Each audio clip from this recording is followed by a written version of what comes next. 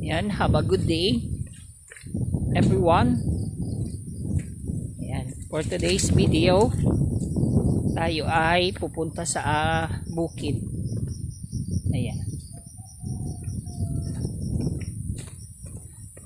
papunta na ako doon at meron din akong kukunin na pang ulam.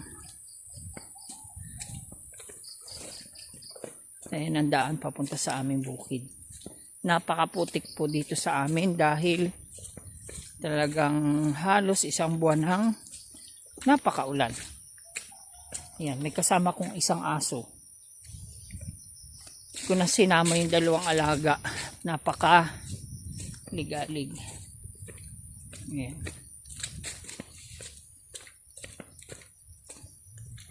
Dito sa area na to, may katatanim pa lang. Ayan, katatanim pa lang siya. Parang days pa lang to. Ayan, ako'y tatawid ng ilog. Sana hindi ako mabasa.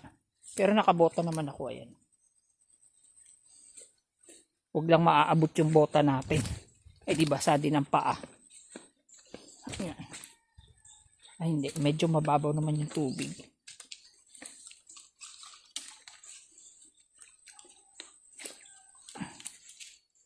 Dahan-dahan lang. Baka tayo malubog.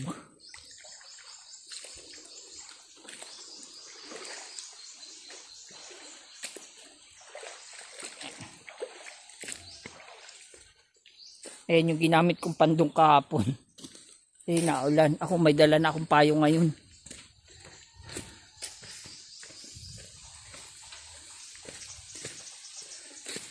May dala na akong payong. Nakabota na rin ako para di mahirap maglakad. Kasi napakaputik ng daan.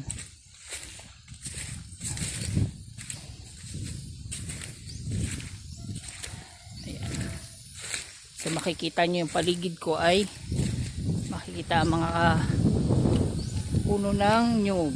Ito po kasi ang pananim dito sa aming lugar. Medyo malayo pa ako dun sa bukid namin.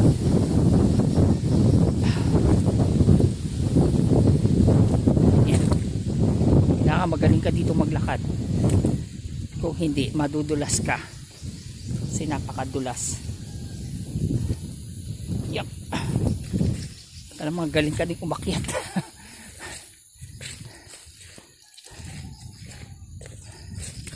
Ayan o. Talagang madilim na naman ang kalangitan. Nagbabadya na naman ang pag-ulan.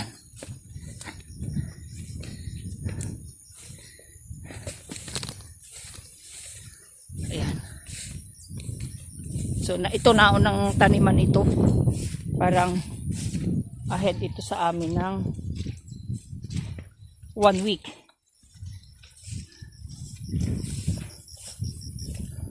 Kaya malalaki na yung palay niya. Yan.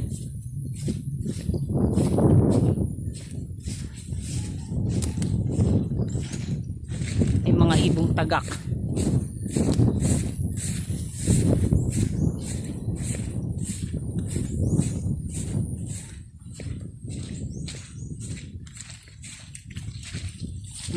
Diba putikin na din yung aso. Yan. May mga manok dun. May malapit-lapit na bahay kasi dito.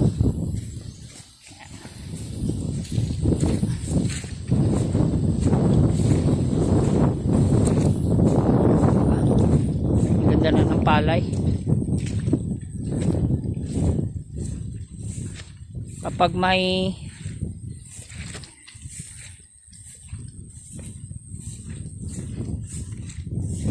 dalawang linggo pa yan ay ano na ang tawag dun, magbubuntis na ang palay.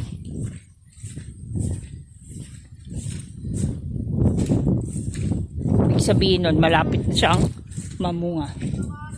Ha? Ayan no, si kuya nakakabayo.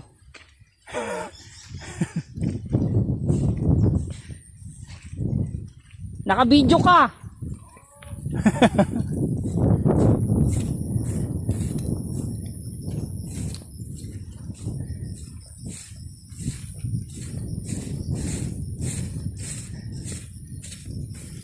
Ayan. Dito na ako dadaan sa maraming puno ng buli. Okay, isa pa rin siyang uri ng palm tree. Buri or buli ang tawag dito sa amin. Dito na lang ako dadaan sa gitna. Para tapat na dun sa dadaanan ko dun sa palayan.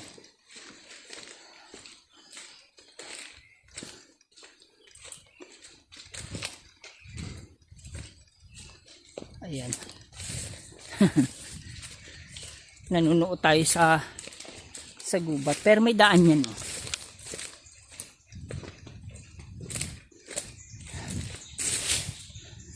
Naghahanap lang tayo ng daan na hindi ganun kalalim ang putik. Pero talagang wala ka ng madadaan ng tuyo kasi nga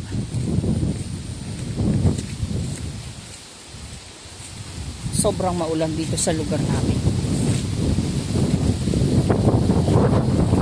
Ito na madadaan.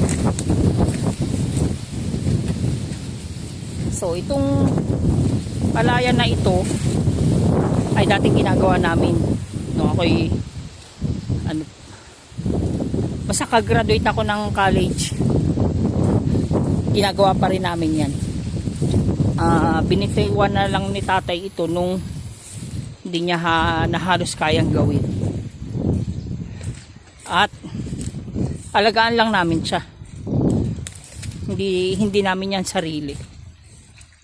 Pero ang gumagawa na nito ngayon ay yung tiyo ko, yung asawa ng tiya na kapatid ni nanay. Yan, sa kanya inilipat. At ang tatay naman ay nagbugta na ng sarili niyang palayan. Meron kaming sarili dati 3. Nadagdagan ngayon ng 5 pitak. So yun ang aming ginagawa. At least sarili na namin. Sarili ng ani.